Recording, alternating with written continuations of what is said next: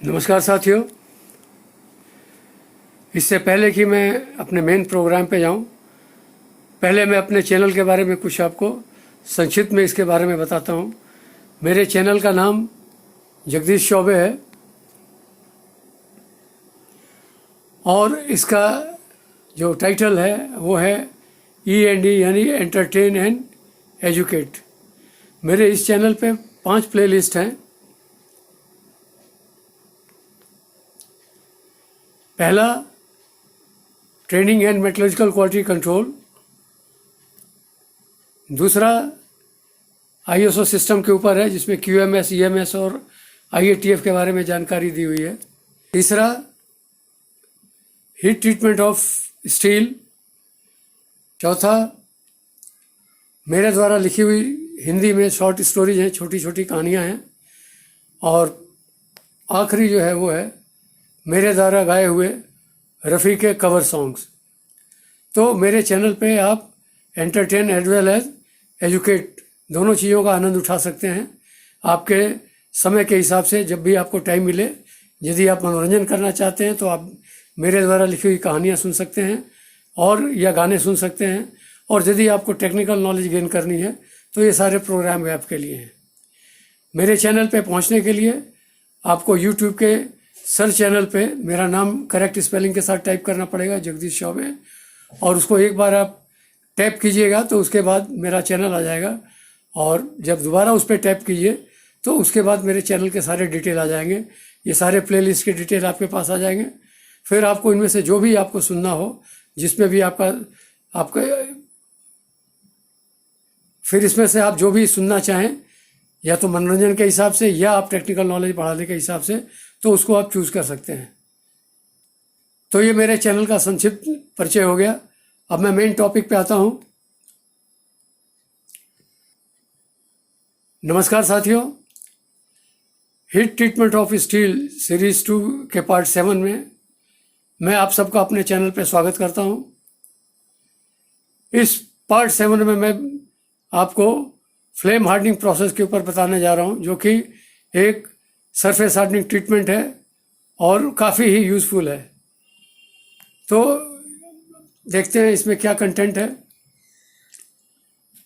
देखिए, इससे पहले कि मैं इसके बारे में डिटेल में बताऊं, पहले मैं थोड़ा फ्लैशबैक ले जाता हूं आपको। हीट ट्रीटमेंट सीरीज 1 मैंने बहुत पहले रिलीज़ किया था, जिसमें करीब 1 से लेकर 8 पार्ट थे। ओके, सारी डिटेल इनकी लिखी हुई है, आप इनको पढ़ सकते हैं। उसके बाद करंट जो सीरीज चल रही है वो हीट ट्रीटमेंट सीरीज 2 चल रही है, और इसमें अब तक मैंने 6 पार्ट रिलीज कर चुका हूं मैं, और ये 7वां पार्ट जो है वो फ्लेम हार्डनिंग के ऊपर है। तो इसकी क्या क्या कवर करूंगा मैं कवरेज में। सबसे पहले इनपुट स्टील, ये फ्लेम हार्डनिंग प्रोसेस किसके लिए, उसके लिए क्या क्या स्टील सूटेबल है, क्या रिक्वायरमेंट है स्टील की, वो मैं आपको इसमें बताऊंगा। और इस फ्लेम हार्डनिंग ट्रीटमेंट में मीडियम कार्बन स्टील या फिर अलॉय स्टील ये ज़्यादातर यूज किया जाता है। यदि आपको इसकी डिटेल जानकारी चाहिए तो आप इंडियन स्टैंडर्ड 3930/1994 देख सकते हैं, जो कि specification for flame and induction hardening steel के ऊपर है। इसमें वो सारे स्टील दिए हुए हैं जिनको कि आप फ्लेम हार्डनिंग द्वारा हीट ट्रीट कर सकते हैं। उसके बाद मैं आऊँगा फ्लेम हार्डनिंग प्रोसेस के ऊपर, फिर एडवांटेजेस एंड डिसएडवांटेजेस, और आखिरी जो रहेगा वो है एप्लीकेशन के ऊपर। तो चलिए आगे बढ़ते हैं। सबसे पहली चीज़ है definition. Flame hardening is surface hardening process in which steel part is rapidly heated above oxidizing temperature with the help of a flame, oxyacetylene torch or other gases, and then quenched by water spray to achieve desired surface hardness. देखिए, flame hardening process जो है एक surface hardening process है, जिसमें कि हम steel को बहुत तेज़ी से हीट करते हैं ताकि उसके ऑक्सीडाइजिंग टेम्परेचर वो पहुंच जाए। और कैसे हीट करते हैं, उसके लिए हम फ्लेम का इस्तेमाल करते हैं, चाहे वो ऑक्सीएसिटिलीन फ्लेम हो या कोई और गैस कॉम्बिनेशन की फ्लेम हो, उसको हम इस्तेमाल करते हैं। इसीलिए इसका नाम हमने फ्लेम हार्डनिंग रखा हुआ है। और उसके बाद जब वो ऑक्सीडाइजिंग टेम्परेचर पर पहुँच जाता है, उसके बाद हम उसको वाटर क्वेंच करके उसको कूल करते हैं, ताकि आपको जो आपकी डिजायर्ड हार्डनेस चाहिए वो आपको सरफेस हार्डनेस मिलती है। ठीक है, तो flame hardening is used to develop high hardness which results into surface wear resistance. This also improves bending and torsional strength and fatigue life of the part. The core of the part remains unaffected. इसका मतलब ये है कि flame hardening जो है वो किसी भी स्टील पार्ट का जो सरफेस हार्डनेस है उसको डेवलप करने के लिए इसको इस्तेमाल किया जाता है, ठीक है। इससे काफ़ी हाई सरफेस हार्डनेस डेवलप होती है और ये सरफेस हार्डनेस जो है हाई वियर रेजिस्टेंस में कन्वर्ट हो जाती है। फ्लेम हार्डनिंग प्रोसेस का इस्तेमाल बेसिकली किसी भी स्टील पार्ट के सरफेस को हार्ड करने में काम आता है, जिसकी वजह से उसकी वियर रेजिस्टेंस बढ़ जाती है। इसके अलावा उसकी बेंडिंग और टॉर्सनल स्ट्रेंथ ये भी बढ़ जाते हैं and fatigue life of the part, मतलब पार्ट का फटीग लाइफ भी बढ़ जाता है। लेकिन the core of the part remains unaffected, मतलब ये है कि सरफेस तो उसका हीट हो जाता है लेकिन जो कोर होता है उसमें कोई फर्क नहीं पड़ता, वो अनअफेक्टेड रहता है। जो उसका प्रायर स्ट्रक्चर है वही उसमें रहेगा और कोर अनअफेक्टेड रहता है। तो इस तरह से सरफेस हार्ड हो जाता है और कोर जो उसका सॉफ्ट रहता है, इसकी वजह से उसकी टफनेस वगैरह भी बनी रहती है। इसमें a case depth of 0.8 to 6.4 millimeter can be obtained by properly controlling various process parameter। जो इसके प्रोसेस पैरामीटर्स हैं जो बाद में आएंगे, उसमें यदि आप देखिएगा तो यदि आप उनको पूरा अच्छी तरह से कंट्रोल करके करते हैं हर चीज़ को, तो आप 0.8 से लेकर 6.5 mm तक केस डेप्थ अचीव कर सकते हैं। कुछ एक स्टील में जिनके की हार्डनेबिलिटी अच्छी खासी होती है, एलॉय स्टील्स वगैरह होते हैं जिनकी हार्डनेबिलिटी अच्छी खासी हो, उस केस में तो आप इसको थ्रू हार्डन भी कर सकते हैं अप टू 75 mm। तो ये इसकी खासियत है। In general 0.8 to 6.4 mm, otherwise extreme cases में जहाँ की आपकी स्टील की हार्डनेबिलिटी अच्छी हो, हार्डनेबिलिटी के यदि आपने चैप्टर पढ़ना हो तो मेरे हीट ट्रीटमेंट की सीरीज में आप पर देख सकते हैं इसको। तो हार्डनेबिलिटी का ये मतलब डेप्थ ऑफ हार्डनिंग जिसकी बहुत ज़्यादा हो, तो जिसकी डेप्थ ऑफ हार्डनिंग ज़्यादा होगी उसकी केस डेप्थ भी आप ज़्यादा अचीव कर सकते हैं और up to 75 mm cross section में आप इसको अचीव कर सकते हैं। तो ये तो हो गया फ्लेम हार्डनिंग के बारे में कुछ संक्षिप्त। तो ये तो हो गया फ्लेम हार्डनिंग के बारे में। अब आगे चलते हैं। प्रोसेस देखिए, प्रोसेस, इस प्रोसेस में एक ये टॉर्च होता है जो कि ऑक्सीस्टिलिन टॉर्च होता है, साथ ही साथ इसके वाटर क्वेंचिंग का भी सिस्टम होता है। ये मान लीजिए ये जॉब है आपका, ये, और ये सरफेस आपने हार्ड करना है। तो देखिए ये सरफेस ऑलरेडी हार्ड हो चुका है।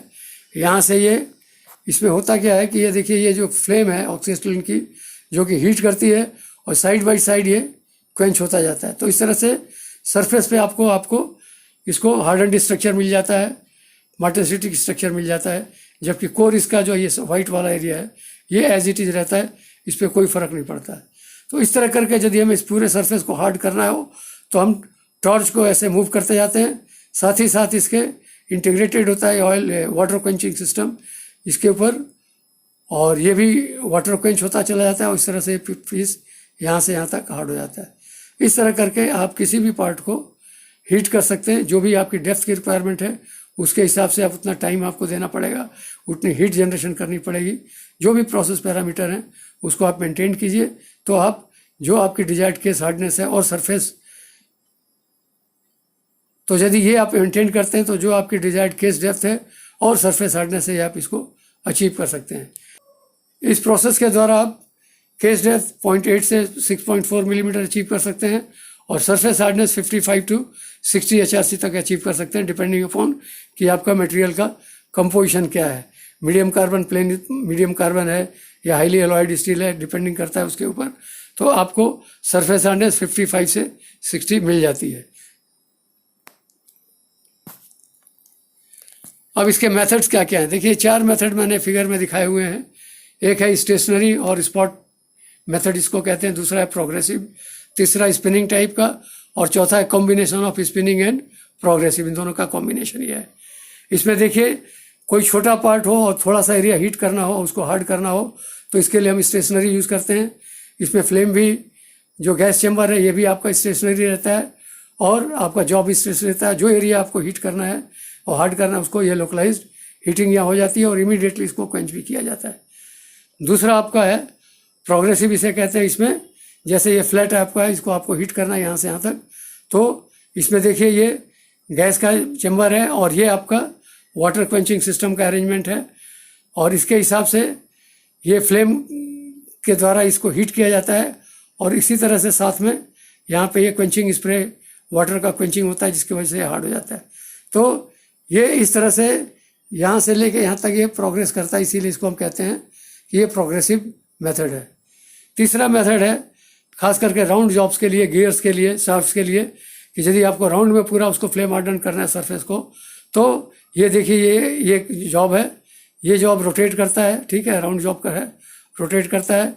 ये आपके गैस बर्नर्स हैं, ठीक है, ये अलग अलग जगह से ये गैस बर्नर्स आ रहे हैं।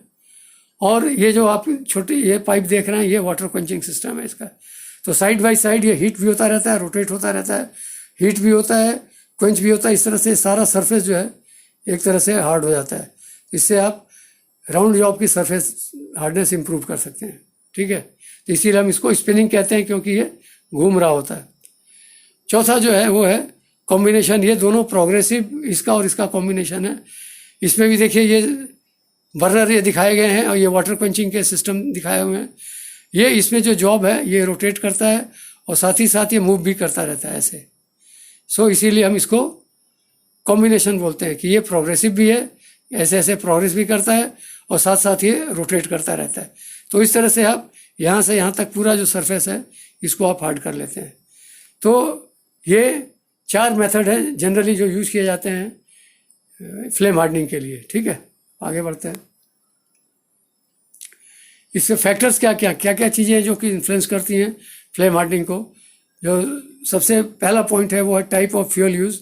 क्या आप फ्यूल क्या यूज़ कर रहे हैं, ऑक्सीएसिटिलीन या ऑक्सीप्रोपेन, और भी कई तरह के गैस मिक्सचर यूज़ किए जाते हैं।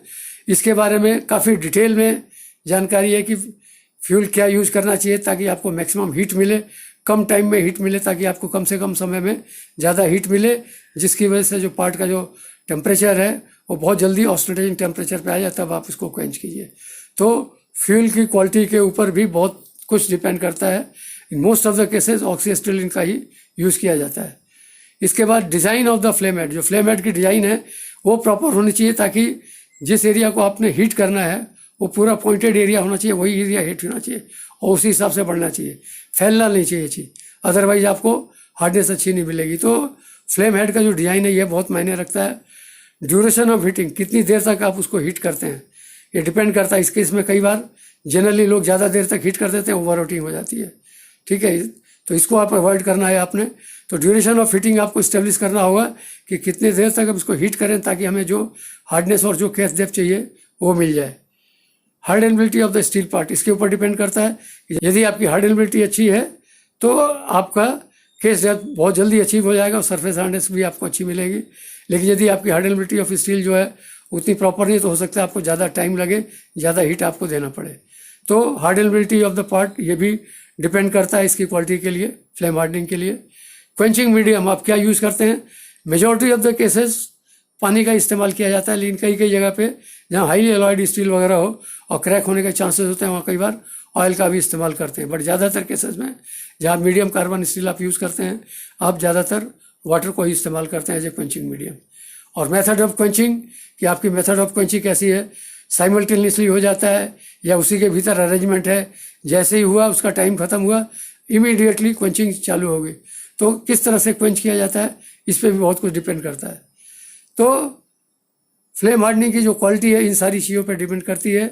यदि आपको इनके बारे में बहुत अच्छी जानकारी चाहिए, क्योंकि इसमें बहुत ज़्यादा जानकारी हर चीज़ के ऊपर, design, types of fuel, duration of heating, hardenability, quenching medium, method of quenching, इन सारे के बारे में यदि आपको बहुत डिटेल जानकारी चाहिए तो आप ASM का वॉल्यूम 4 ऑन हीट ट्रीटमेंट इसको आप रेफ़र कीजिए। बहुत कुछ दिया हुआ इसमें, काफ़ी कुछ वेरिएबल्स हैं, काफ़ी कुछ चीज़ें दी हुई हैं जिसको कि कंट्रोल करना पड़ता है। इतना आसान नहीं है, कंपैरेटिवली और प्रोसेस के आसान है, लेकिन इतना भी आसान नहीं है, आपको बहुत कुछ पैरामीटर कंट्रोल करना पड़ता है। तो यदि ये आपको ज़्यादा जानकारी चाहिए इन वेरिएबल्स के बारे में तो आप ASM American society of metals का वॉल्यूम 4 देखिए, हीट ट्रीटमेंट के ऊपर आपको सब कुछ मिल जाएगा। एडवांटेजेस क्या क्या हैं इस प्रोसेस के। सबसे पहली बात है कि ज़्यादा मैकेनाइज नहीं है, कोई ज़्यादा लंबा चौड़ा इक्विपमेंट का यूज़ नहीं करना पड़ता, तो प्रोसेस एक तरह से काफ़ी सिंपल प्रोसेस है। दूसरा, a large number of steel parts can be flame harden. देखिए जो बड़े बड़े पार्ट्स होते हैं ना, बड़े बड़े गियर्स होते हैं, रोल्स होते हैं कई बार, जिनको कि आप नॉर्मल ट्रीटमेंट से, नॉर्मल सरफेस हार्डनिंग ट्रीटमेंट से आप हार्ड और कार्बोनाइज जैसे हो गया, इंडक्शन हार्डनिंग हो गया, काफ़ी बड़े पार्ट है, उसके लिए काफ़ी बड़ा कॉयल आपको बनाना पड़ेगा, आपको उसको रखने के लिए जगह चाहिए कार्बोनाइजिंग के केस में। तो ऐसे केसेस में जहाँ की बहुत ज़्यादा लार्ज गियर्स हैं और उसको आपको यदि फ्लेम हार्डन उसको यदि आपको सरफेस हार्डनेस करना हो तो आपको फ्लेम हार्डनिंग सूट करता है। तो ये इसका एक एडवांटेज है।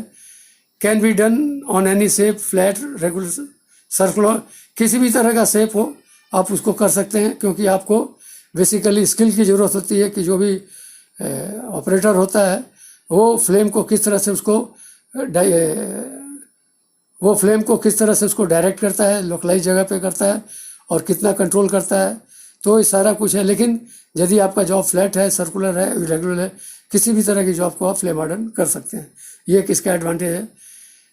चूँकि इसमें हीटिंग बहुत फास्ट होती है और लिमिटेड होती है, इसीलिए मोस्ट ऑफ द केसेस डीकार्ब होने के चांसेस कम होते हैं, ऑक्सीडेशन भी कम होता है और डिस्टॉर्शन भी करीब करीब ना के बराबर होता है। बट ये फिर डिपेंड करता है कि आप किस तरह का गैस इस्तेमाल करते हैं, क्या उसका कंडीशन है, वो ऑक्सीडाइजिंग टाइप का है या ऐसा तो नहीं कि उसमें कार्बोनाइजिंग एटमॉस्फेयर हो, ये देखना पड़ता है। इसके लिए आपको जो मैंने आपको बताया ESM का वॉल्यूम 4, उसको जरूर आप देखिए, इसमें आपको काफ़ी कुछ डिटेल मिल जाएगा। इसके बाद इसका advantage, equipment cost is much less compare to other process. ये आप खुद ही देखिए, जो भी पार्ट आप यूज़ करते हैं, एक फ्लेम हार्डनिंग का टॉर्च वगैरह यूज़ करना पड़ता है, गैस चैम्बर यूज़ कर लीजिए, वाटर सिस्टम का क्वेंचिंग अरेंजमेंट करना पड़ता है, यही लिमिटेड पार्ट हैं। और इसके थ्रू आप किसी भी और प्रोसेस के मुकाबले देखा जाए तो ये इसका टोटल इक्विपमेंट कॉस्ट वगैरह काफ़ी कम होता है। चाहे आप इंडक्शन हार्डनिंग से कंपेयर कीजिए, चाहे आप कार्बोनाइजिंग से कंपेयर कीजिए, किसी से भी कंपेयर कीजिए, ये इक्विपमेंट कॉस्ट इसका काफ़ी कम है। लार्ज फोर्जिंग्स और casting can be flame harden, ये मैंने ऊपर भी लिखा कि बड़ी बड़ी फोर्जिंग्स होती हैं, कास्टिंग्स होती हैं, जिनको कि आप नॉर्मल तरीके से नहीं ट्रीट कर सकते, हार्ड नहीं कर सकते, उसको आप फ्लेम हार्डनिंग के द्वारा करते हैं। उसके बाद faster than carbonising and nitriding. Carbonising और नाइट्राइडिंग में जैसा कि आपने देखा कई बार 12-12, 14-14 घंटे लग जाते हैं। नाइट्राइडिंग में 10 से लेके इवन 80 घंटे तक का लग जाता है, टाइम बहुत ज़्यादा, थोड़े से केस डेथ के, लेकिन इसमें उसके हिसाब से बहुत ही कम टाइम लगता है। And it is cheaper steel can be use. इसमें एक खासियत यह है कि यदि एलॉय स्टील आप यूज़ कर रहे हैं और जो आपको सरफेस हार्डनेस चाहिए, तो उसके लिए यदि आप इंडक्शन हार्डनिंग भी करते हैं या और केस कार्बोनाइजिंग वगैरह करते हैं, तो यदि उसमें पॉसिबल है तो उसको आप सिर्फ एक plane carbon, medium carbon steel 0.45, 0.55 carbon steel लेके और फ्लेम हार्डनिंग करके उतनी हार्डनेस आप ऑब्टेन कर सकते हैं और केस डेप्थ भी ऑब्टेन कर सकते हैं। तो इसका मतलब यह है कि इसमें आप एक हाई कॉस्ट स्टील की जगह आप लो कॉस्ट स्टील यूज़ कर सकते हैं और प्रॉपर्टी आपको करीब करीब सेम मिलेगी। डिसएडवांटेज इसका क्या है कि डिफ़िकल्ट टू कंट्रोल टेम्परेचर। इसमें सबसे बड़ी दिक्कत यह है कि जब आप हीट उसको करते हैं तो इसको काफ़ी कुछ ट्रायल वायल करने के बाद टाइम इस्टेब्लिश करना पड़ता है, फ्लेम का डायरेक्शन, फ्लेम की इंटेंसिटी सारी कुछ एडजस्ट करनी पड़ती है। तो इसमें थोड़ा सा मुश्किल होता है, ये डिफ़िकल्ट टू कंट्रोल टेम्परेचर। इसके अलावा difficult to adjust case depth exactly, कि यदि आपको एग्जैक्टली केस डेप्थ चाहिए तो थोड़ा मुश्किल होता है। आसपास तो मिल जाएगा, लेकिन आप कहो कि एग्जैक्ट 0.8 आ जाए या एग्जैक्ट 1.2 आ जाए या 8 मिलीमीटर आ जाए, तो उसमें थोड़ी सी दिक्कत आती है, क्योंकि बेसिकली आप इसको हीट करते हैं, मैनुअल ऑपरेशन होता है। आजकल तो ये मैकेनाइज भी हो गया है, जैसे कि आपको मैंने फोटोग्राफ में दिखाया है कि उसमें आप सारा कुछ सिस्टम मैकेनाइज कर सकते हैं, फ्लेम कंट्रोल कर सकते हैं, डायरेक्शन कंट्रोल कर सकते हैं, पार्ट का रोटेशन कंट्रोल कर सकते हैं। बट अदरवाइज इसमें केस डेप्थ करना थोड़ा सा मुश्किल होता है exact. Safety must be taken to avoid any explosion. चूँकि आप एक्सप्लोजिव गैसेस वगैरह यूज़ करते हैं, चाहे वो एसिटिलीन हो चाहे प्रोपेन हो, तो उनका प्रॉपर मिक्सचर का होना बहुत ज़रूरी है। और किस हीट तक इसको आपको हीट करना है, कहाँ तक चाहिए, इसको कंट्रोल करना ज़रूरी है। इसीलिए थोड़ा सा सेफ्टी मेजर इसमें रखना पड़ता है कि कोई एक्सप्लोजन ना हो जाए। Over heating of surface layer में टेक प्लेस। ये चांसेस कई बार हो जाते हैं कि कई बार ज़्यादा देर तक पार्ट हीट हो जाता है, उसकी वजह से कई बार थोड़ी बहुत स्केलिंग वगैरह की भी प्रॉब्लम आ सकती है। तो ओवर हीटिंग को आपको अवॉइड करना पड़ेगा। Cost per piece is higher than induction hardening. यदि आप वॉल्यूम के हिसाब से देखिए तो इंडक्शन हार्डनिंग में वॉल्यूम बहुत ज़्यादा है। 1000 पार्ट कम से कम 2-2, 3-3 हज़ार पार्ट आप कर सकते हैं बहुत कम टाइम में, वो सारे पार्ट हो जाते हैं। यदि उस हिसाब से आप फ्लेम हार्डनिंग कीजिएगा तो आपको काफ़ी टाइम लगेगा। तो पर पीस जो उसका कॉस्ट आ जाता है as compare to induction hardening, ये थोड़ा सा कॉस्टली है। तो ये इसके एडवांटेजेस और डिसएडवांटेज हो गए जो मैंने आपको बताया। अब चलते हैं आगे। Application, very large parts, large gears, machine ways, dies, rolls, ये सारे जैसे मैंने आपको बताया पहले, ये सारे लार्ज पार्ट जिनको कि और किसी प्रोसेस से करना थोड़ा मुश्किल होता है, आप फ्लेम हार्डनिंग कर सकते हैं। और इसमें आप लोकलाइज हार्डनिंग भी कर सकते हैं। यदि जैसे वॉल्व स्टेम्स हो गया, पुश रॉड्स हो गई, कैम्स हो गई, पर्टिकुलरली एरिया में यदि आपने फ्लेम हार्डनिंग उसका हार्ड करना हो तो आप उसको फ्लेम हार्डनिंग के थ्रू हार्ड कर सकते हैं। Use of less costly steel in place of high cost alloy steel, यह मैंने अभी आपको बताया कि हाई एलॉय कॉस्ट स्टील की जगह आप चाहें तो लेस कॉस्टली स्टील आप यूज़ कर सकते हैं। तो ये इस तरह का एप्लीकेशन किया जाता है जहाँ पे आपका कॉस्ट रिडक्शन की बात आती है।